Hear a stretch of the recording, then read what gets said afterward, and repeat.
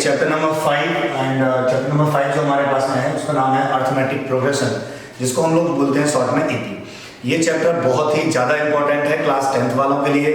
पहली बात तो ये चैप्टर इंपॉर्टेंट है, दूसरी बात ये है कि ये जो चैप्टर है ये बहुत ही आसान है समझना, ठीक है। तो चलिए इसको समझने की कोशिश करते हैं कि आखिर अर्थमेटिक प्रोग्रेशन होती क्या है, ठीक है ना। चलिए तो सबसे पहले हम लोग ये देखेंगे एग्जाम्पल के थ्रू इसको समझने की कोशिश करते हैं। जैसे मान लीजिए हमारे पास में कुछ नंबर की लिस्ट है, जिसे अपन एक तरह से अपन कह सकते हैं सीरीज टाइप का कह सकते हैं। लिस्ट ऑफ नंबर्स है, मान लीजिए हमको दिया गया है 2 4 6 8 10 डॉट डॉट, इस तरीके से हमें कुछ लिस्ट ऑफ नंबर्स गिवन है, ठीक है ना। अगर हम लोग ध्यान से यहाँ पे देखें तो आप यहाँ पे एक बात नोटिस कर सकते हैं कि अगर मैं 4 में से 2 माइनस करूंगा तो 2 आएगा, अगर मैं 6 में से 4 माइनस करूंगा तो 2 आएगा, अगर मैं 8 में से 6 माइनस करूंगा तो 2 आएगा, अगर मैं 10 में से 8 माइनस करूंगा तो 2 आएगा। यानी हो क्या रहा है कि जब मैं नेक्स्ट टर्म में से प्रीवियस टर्म माइनस कर रहा हूं तो सेम आ रहा है। समझ में आ रहा है कि नहीं आ रहा है? जब मैं नेक्स्ट टर्म में से प्रीवियस टर्म को माइनस कर रहा हूं तो क्या आ रहा है? सेम आ रहा है। एक और एग्जांपल ले लेते हैं, ठीक है सर। इसको एक और दूसरे एग्जांपल के थ्रू समझने की कोशिश करते हैं। देखिए ध्यान से, दूसरा हमारे पास एग्जांपल ले लेते हैं। जैसे मान लीजिए आपके पास दिया गया है 5 10 15 20, इस तरीके के कुछ नंबर्स हमें गिवन है, लिस्ट ऑफ नंबर्स गिवन है, ओके ना। अगर आप यहाँ ध्यान से देखें, अगर मैं 10 माइनस 5 करूंगा तो 5 आएगा, 15 माइनस 10 करूंगा तो 5 आएगा, 20 माइनस 15 करूंगा तो 5 आएगा। तो यहाँ पे आप फिर ये बात नोटिस कर रहे हैं कि जब मैं नेक्स्ट टर्म में से प्रीवियस टर्म माइनस कर रहा हूँ तो फिर से सेम चीज आ रही है। समझ में आ रहा है कि नहीं आ रहा है? तो अगर ऐसा होता है लिस्ट ऑफ नंबर्स के साथ में, उसी को एपी कहते हैं। समझ में आ रहा है? एपी का मतलब क्या होता है? Arithmetic progression. एपी का पूरा नाम क्या है? अर्थमेटिक प्रोग्रेशन, ठीक है ना। ये समझ में आ रहा है? चलिए अच्छा, यहाँ पर आप देख रहे हैं कि यहाँ पे कॉमन जो हमारे पास जो डिफरेंस आ रहा है इसको कॉमन डिफरेंस कहते हैं। क्या कहते हैं? Common difference, okay. तो यहाँ पे कॉमन डिफरेंस 2 है, यहाँ पे कॉमन डिफरेंस 5 है। कोई जरूरी नहीं है कि ये मतलब पॉजिटिव ही रहे, कॉमन डिफरेंस नेगेटिव भी हो सकता है, मतलब कोई भी रियल नंबर पॉसिबल है। Any real number, 0 negative positive fraction कैसा भी हो सकता है। समझ में आ रहा है कि नहीं आ रहा है आपको? तो ये बेसिक अपने पास चीज है अर्थमेटिक प्रोग्रेशन के बारे में, ठीक है ना। चलिए इसको और अच्छे तरीके से समझते हैं। हमारे पास कुछ जो टर्म्स हैं उसको समझने की कोशिश करते हैं कि अर्थमेटिक प्रोग्रेशन में कौन कौन सी चीजें इंपॉर्टेंट होती हैं, जो टर्मिनोलॉजी है इसको समझने के लिए, ठीक है ना। कौन कौन से टर्म्स हैं, ठीक है, ये समझ में आ गया आपको? चलिए सर, तो नेक्स्ट अगर हम लोग देखें तो हमारे पास जो चीजें आती हैं उसको देखने की कोशिश करते हैं, ठीक है साहब। मैं इसमें से एक एग्जांपल मिटा देता हूँ, एक एग्जांपल से समझने की कोशिश करेंगे। सबसे पहले हमें समझना पड़ेगा भैया कि हमारे पास जो फर्स्ट टर्म होता है वो क्या चीज होती है। हम लोग यहाँ पे जो भी बात करेंगे एनसीईआरटी के अकॉर्डिंग बात करेंगे, ठीक है ना। तो फर्स्ट टर्म जो होता है उसको हम डिनोट करते हैं ए से। किससे डिनोट करते हैं? ए से डिनोट करते हैं, ठीक है। आप साथ साथ बोलेंगे तो आपको जल्दी समझ में आएगा। फर्स्ट टर्म को हम किससे डिनोट करते हैं? ए से डिनोट करते हैं। और दूसरी बात, यहाँ पे हमारे पास में एक और चीज हमें देखने को मिलेगी, उसको हम लोग बोलेंगे कॉमन डिफरेंस। इसको हम लोग क्या बोलेंगे? Common difference. इसको हम लोग स्मॉल डी से कैपिटल डी से डिनोट कर सकते हैं, ठीक है ना।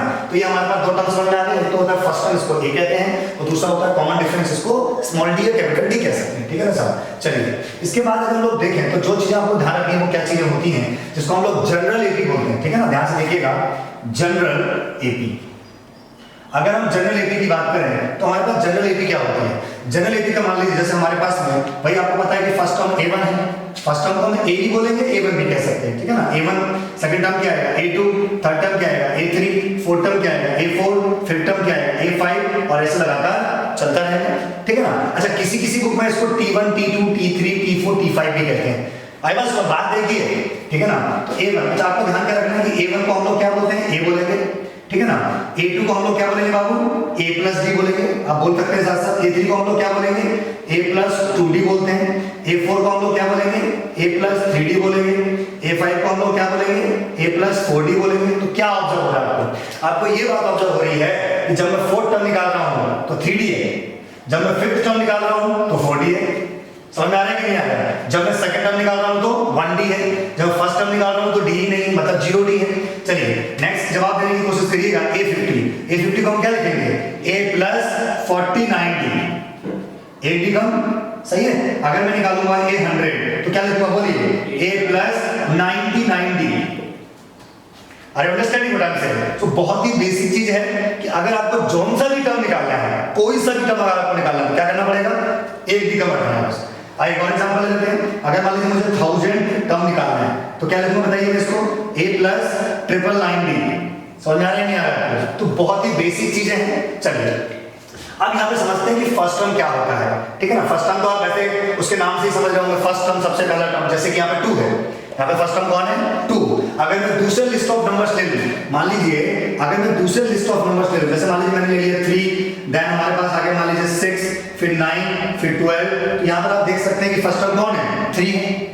अगर दूसरा लिस्ट ऑफ नंबर दूसरी एपी ले लूं, मान लीजिए मैंने ले लिया साहब, यहाँ पे हमारे पास में दिया गया है, सपोज कर लेते हैं 4 है, 8 है, एंड देन 10 है, सॉरी 12 है, आई वाज सॉरी, इस तरह से यहाँ पे फर्स्ट टर्म कौन है 4 है।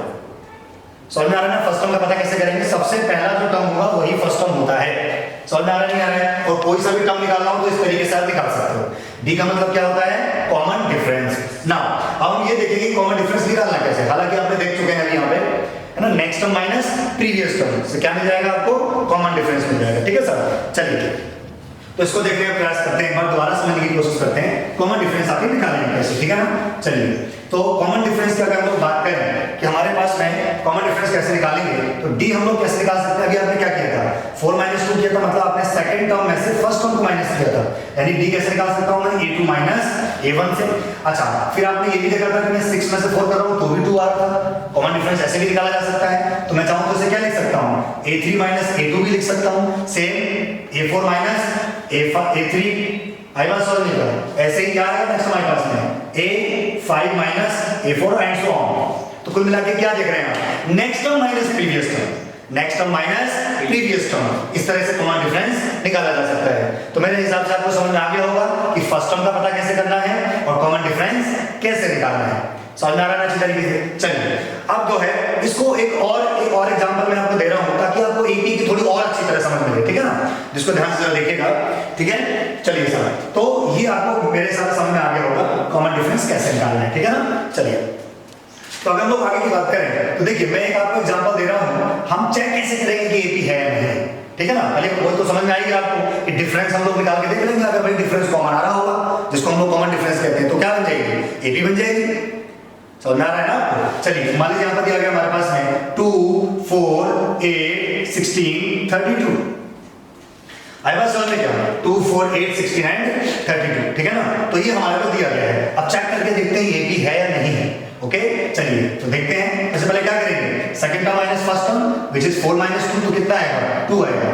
Third term minus second term 8 - 4 2 आएगा। 16 - 8 2 आएगा। 32 - 16 सॉरी 8 - 4 कितना आएगा, 4 आएगा। 16 - 8 कितना आएगा, 8 आएगा। 32 - 16 कितना आएगा, 16 आएगा। तो आप क्या देख रहे हैं यहाँ पे, आप यहाँ पे ये वाली बात ऑब्जर्व कर रहे हैं कि यहाँ पे डिफरेंस कॉमन नहीं है। जब मैंने सेकंड टर्म में से फर्स्ट टर्म माइनस किया तो 2 आया, जब मैंने थर्ड टर्म में से सेकंड टर्म माइनस किया तो 4 आया, जब मैंने फोर्थ टर्म में से थर्ड टर्म को माइनस किया तो 8 आया, और जब मैंने फिफ्थ टर्म में से फोर्थ टर्म को माइनस किया तो 16 आया। इसका मतलब है डिफरेंस कॉमन नहीं है, तो ये एपी नहीं है। तो दिमाग में सवाल आता है फिर क्या है, ठीक है। तो चेक करके देखते हैं। एक मैं आपको दूसरी चीज बता रहा हूं जिसको हम लोग बोलते हैं ज्योमेट्रिक प्रोग्रेशन। क्या बोलते हैं हम लोग, ज्योमेट्रिक प्रोग्रेशन, ठीक है। ये जीपी है, क्या चीज है ये, जीपी। हालांकि हमारे सिलेबस में नहीं है, बट अगर आपको पता हो तो कोई दिक्कत नहीं, पेट में दर्द नहीं होगा आपके, ठीक है सर। चेक करके देखते हैं। अगर मैं 4 को 2 से डिवाइड करूं, डिवाइड करिए, 4/2 कितना आएगा बोलिए, 2 आएगा नहीं आएगा। अगर मैं 8/4 करूं तो कितना आएगा बोलिए, 2। अगर मैं 16/8 करूं तो बोलिए कितना आएगा, 2।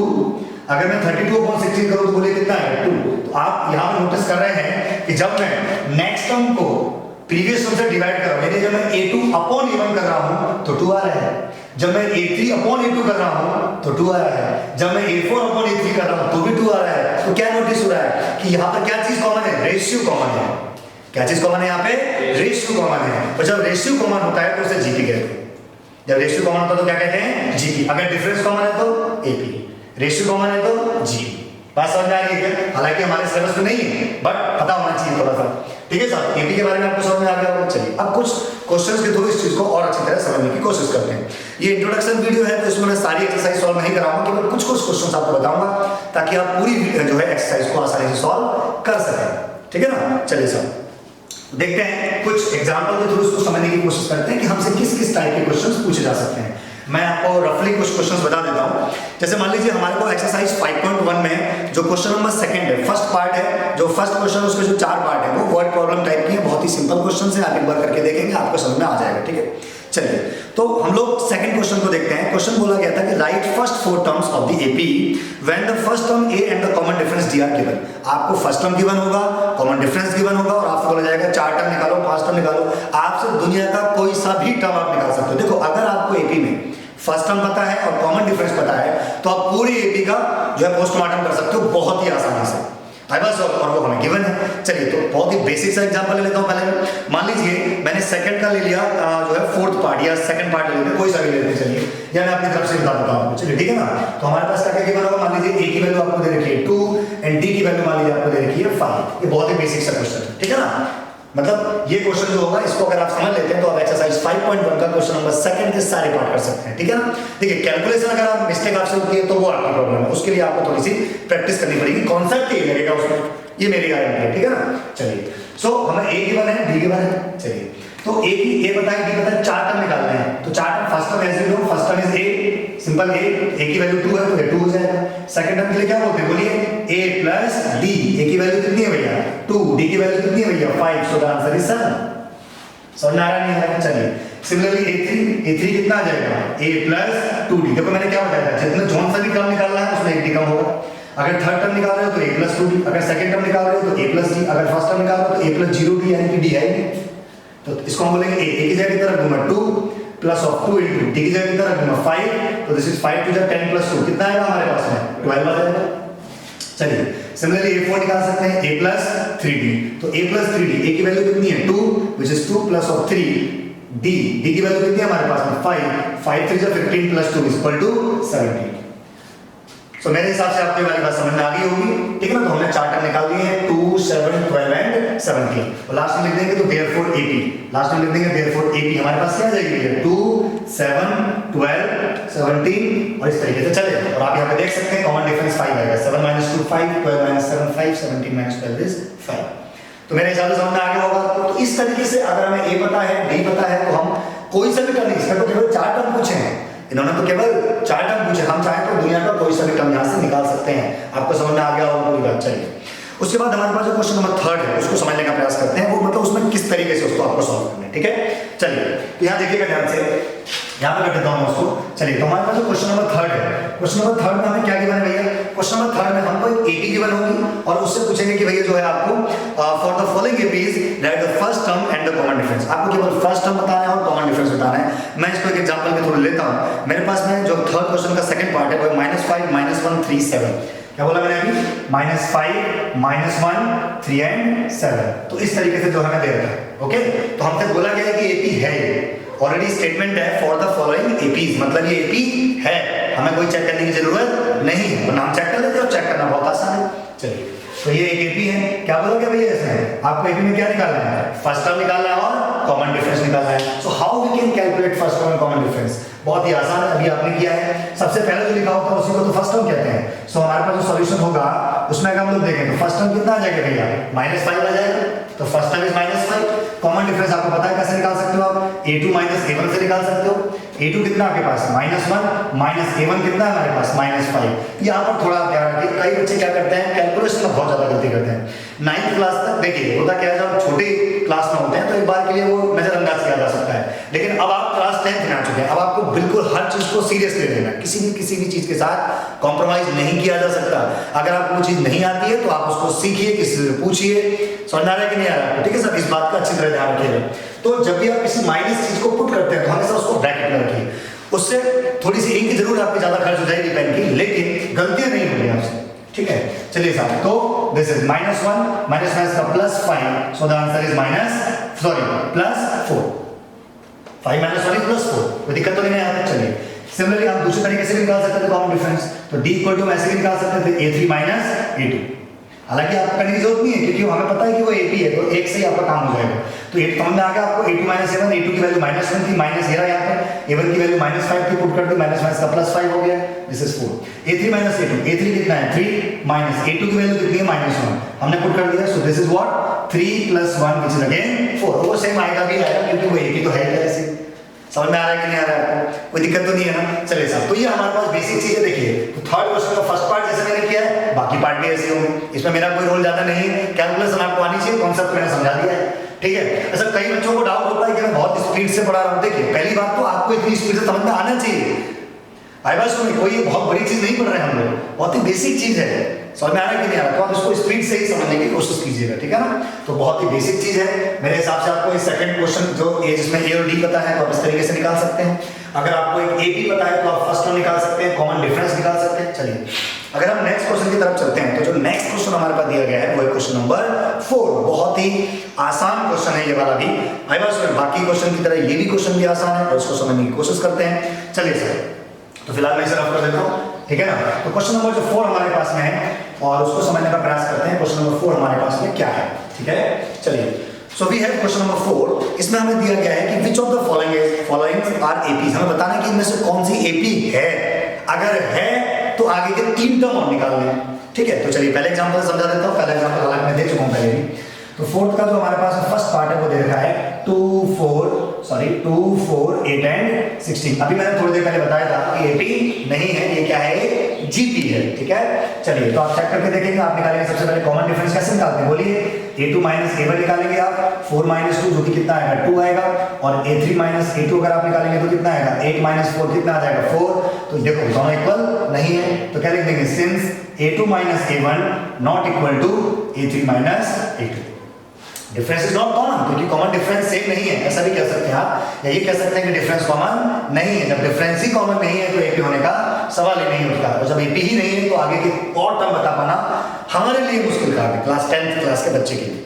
है बस, ठीक है। तो मेरे हिसाब से आपके समझ में आ गया होगा। चलिए अच्छा, दूसरा क्वेश्चन देखते हैं इसका क्या है। दूसरे क्वेश्चन को एक बार समझने का प्रयास करते हैं, जो इसका सेकंड पार्ट है। पहला समझ में आ गया, नॉट एन एपी, तो ये एपी नहीं है, ये एपी नहीं है।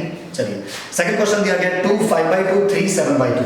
सेकंड क्वेश्चन दिया गया 2, फिर हमारे पास दे रखा है 5/2, फिर दे रखा है 3, फिर दे रखा है 7/2। मेरे हिसाब से ये क्वेश्चन है। चलिए इसको समझते हैं कि एपी है, ओके ना। सबसे पहले देखिए ध्यान से, अगर आपको चेक करना है एपी है नहीं है, तो पहली बात तो फर्स्ट टर्म तो आप जानते हैं क्या होता है। यहाँ भी आप चाहे तो फर्स्ट टर्म लिख सकते थे, फर्स्ट टर्म 2 हमारे पास है, तो आप लिख सकते थे a=2। आई बस सॉल्व, ठीक है। तो यहाँ अगर आप देखें तो हमारे पास फर्स्ट टर्म कितना है भैया, 2 है।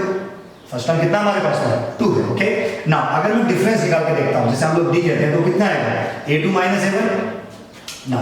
a2 माइनस a1 कितना आएगा हमारे पास में 5/2 minus 2।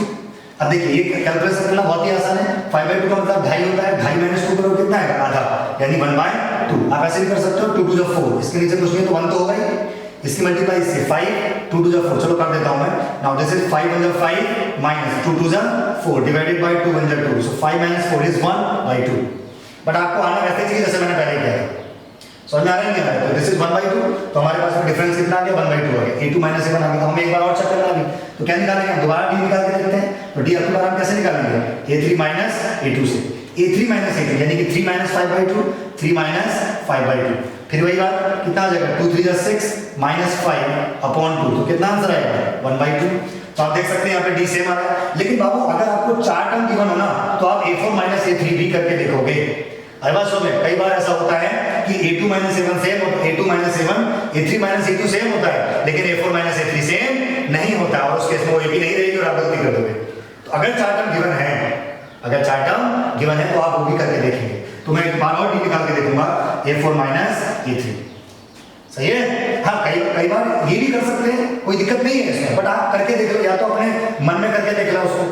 I was solving it. तो a4 minus a3. तो a4 is what? 7/2 minus of, and a3 is 3. So this is again 2 3 6, 7 minus 6 is 1/2. वो सेम आ रहा है, इसका मतलब ये AP है, okay? So this is an AP, ये AP है, जिसका फर्स्ट टर्म हमारे पास कितना है, 2 है, और कॉमन डिफरेंस कितना है हमारे पास में 1/2। अब हमसे क्या बोला गया है कि आगे की 3 टर्म और निकालने का AP है। अगर AP है, if this list of numbers represent an AP, then find the next 3 terms. आगे के 3 टर्म, अच्छा कौन कौन से पता है आपको, 1 2 3 4, 4 पता है, 5वां 6वां 7वां निकालना है, आइए निकालते हैं। देखिए ध्यान से, how we can calculate 5th term, 6th term as well as 7th term.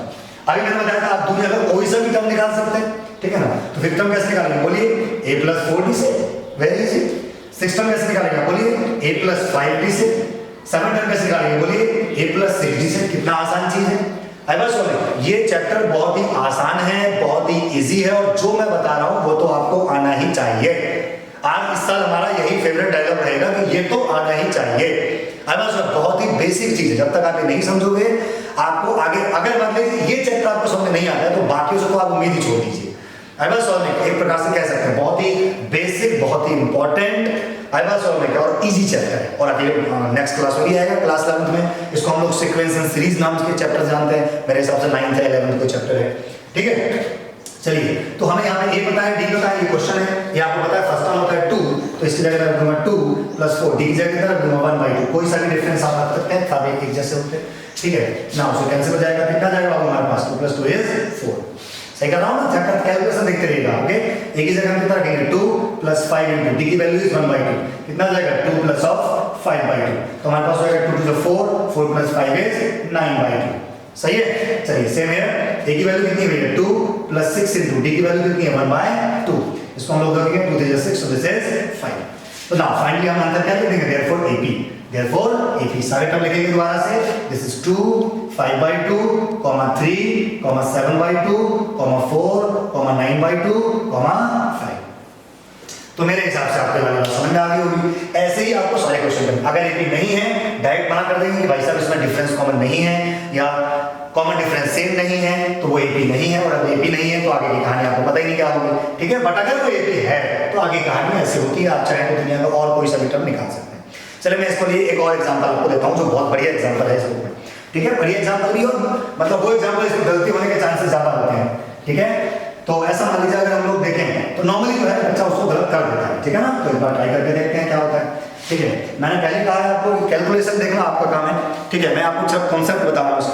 तो देखिए मेरे पास एक एग्जांपल दे रखा है जो कि 4th का 5th पार्ट है, ओके।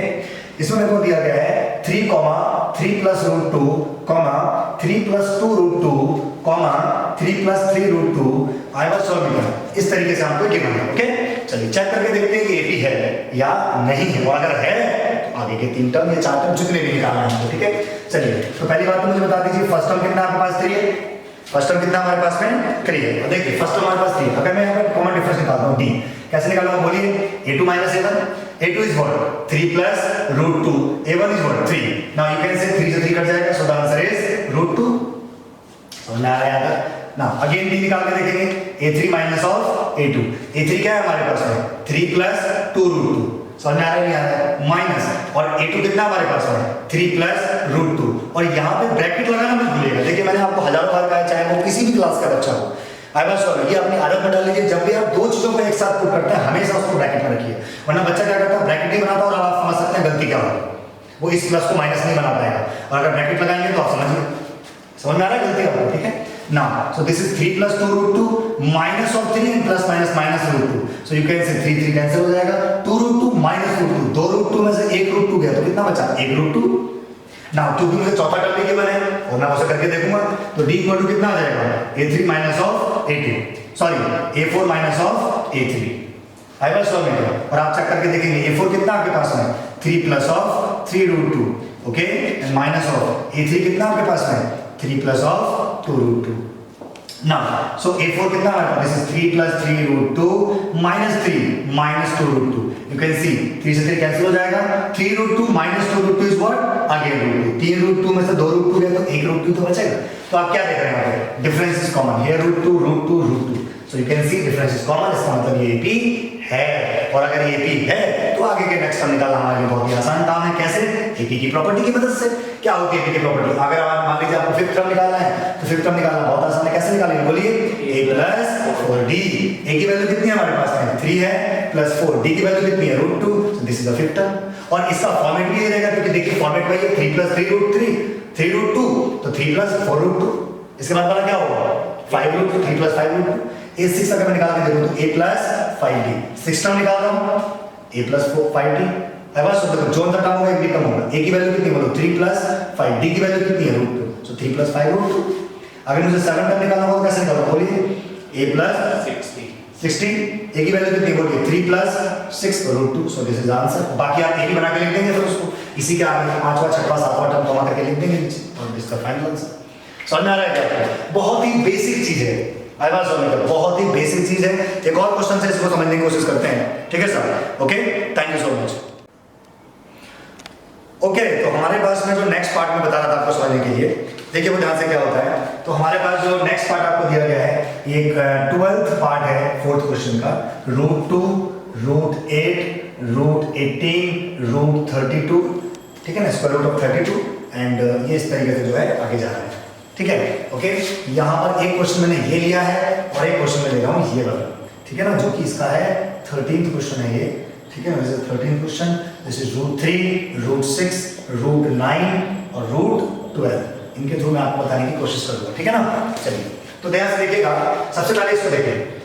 ओके, देखो, अच्छा मैं आपको थोड़ी बात बता देता हूँ कि √8 के बारे में तो आप अच्छी तरह जानते ही होंगे, है ना। √8 को हम लोग क्या लिख सकते हैं, देखिए √8 का मतलब क्या होता है, इसको हम लिखेंगे 8 का मतलब 4 × 2, 2 का स्क्वायर रूट बाहर आ सकता है तो कितना बन जाएगा ये 2√2।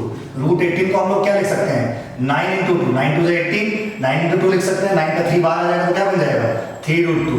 √32 को हम लोग क्या लिख सकते हैं, दिस इज 16 × 2, 2 बाहर 16 बाहर क्या बन जाएगा 4√2। तो मैं इसका इस्तेमाल करूंगा, इसलिए मैंने पहले आपको बता दिया, ठीक है ना। तो फर्स्ट टर्म कितना आएगा मेरे पास √2 है, आपको पता ही है पहला टर्म जो होता है फर्स्ट टर्म होता है। अब d निकाल के देखेंगे, 4 है तो सबसे पहले a2 - a1 करके देखेंगे। a2 कितना आपके पास में √8 - √2, √8 की वैल्यू कितनी है बोलिए 2√2, तो 2√2 - √2 कितना आंसर आएगा √2। अबे 2 √2 में से 1 √2 गया तो 1 √2 तो बचेगा, ठीक है ना। अगेन d निकाल के देखेंगे, कैसे निकालेंगे बोलो, a3 - a2, a3 कितना है बोलिए √18 - a2 कितना है बोलिए स्क्वायर रूट ऑफ 8, है ना, यही तो है। चलिए √18 को हम क्या लिख सकते हैं 3√2, अभी मैंने बताया आपको, और √8 को हम क्या लिख सकते हैं 2√2। Now you can see here 3√2 - 2√2 is equal to 1√2, उसको हम सिंपल √2 लिखेंगे। अब एक और टर्म है उसको भी आप निकाल के देख लीजिएगा, b कैसे आएगा बोलिए a4 - a3, fourth term minus third term, so fourth term is what √32 और third term is what √18। Fourth term को हम लोग क्या लिख सकते हैं, इसको √32 को हम लिख सकते हैं 4√2, इसलिए मैंने पहले बता दिया आपको, माइनस इसको हम लिखेंगे 3√2, so this is 4√2 - 3√2 is again √2, so you can see here that difference is common, or you can say common difference is same, and if common difference is same then the given sequence is an arithmetic progression। ये एक AP है, और अगर AP है तो आगे की term निकालना बहुत आसान है ना। अगर AP नहीं होती तो नहीं कर पाएंगे, ठीक है ना, फिलहाल इस क्लास में तो नहीं कर पाएंगे, आगे की जो कहानी होगी वो बात की बात है, ठीक है ना। चलिए अब मैं आपको इसके फिफ्थ टर्म निकालना, गिन जरूर लीजिएगा, कई बार फिफ्थ टर्म गिवन होता है ना, तो फिफ्थ टर्म मैं निकालूंगा यहाँ पे। फिफ्थ टर्म को क्या बोलेंगे बोलिए a + 4d, ठीक है, साथ साथ बोलेंगे तो सही रहेगा, है ना, बोलने से बहुत समझो बात हो गया, मतलब बढ़िया रहता है, दिमाग भी सही रहता है और समझ में नहीं आता है। a की वैल्यू हमारे पास कितनी है √2, कॉमन डिफरेंस इज √2 + 4, d की वैल्यू अगेन √2, कॉमन डिफरेंस आप कहीं से भी देखेंगे सेम है, तो √2। नाउ 1√2 + 4√2 कितना हो गया बोलिए 5√2। देखो अब 5 को अगर मैं अंदर लेके जाऊंगा तो क्या बन जाएगा 25 × 2, यानी कि क्या बन जाएगा √50। अब बोलेंगे भैया ऐसे लिख सकते हैं क्या, बिल्कुल लिख सकते हैं, लेकिन आप थोड़ा दया करिए क्वेश्चन पे, क्वेश्चन का फॉर्मेट है उसमें अगर आप ध्यान से देखें सब स्क्वायर रूट के अंदर है, तो क्यों ना हम भी उसे अंदर लिखें, तो √50 आ गया। सेम आप a6 निकालेंगे, a7 टर्म निकाल सकते हैं, बहुत ही आसान है, दुनिया का कोई सा भी टर्म निकाल सकते हैं, समझ में आ रहा है। इधर ये AP है नहीं है पता चल जाएगा, है ना। आइए चेक करके देखते हैं। फर्स्ट टर्म तो जो है जो भी है इसका √3 है।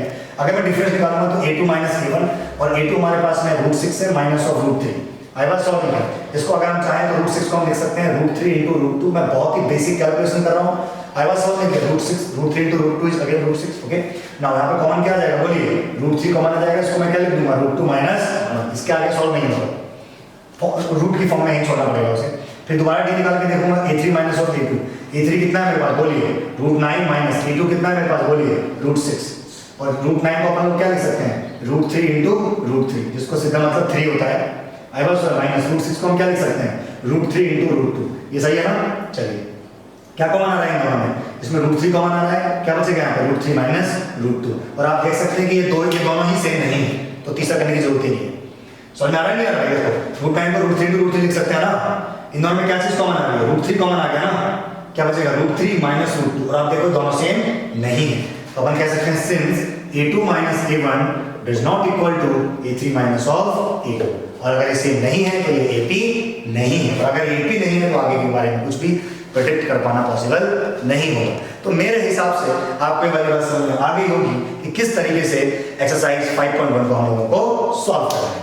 कोई दिक्कत है किस प्रकार की, चलिए साहब तो बहुत ही बेसिक है, ठीक है साहब, थैंक यू सो मच।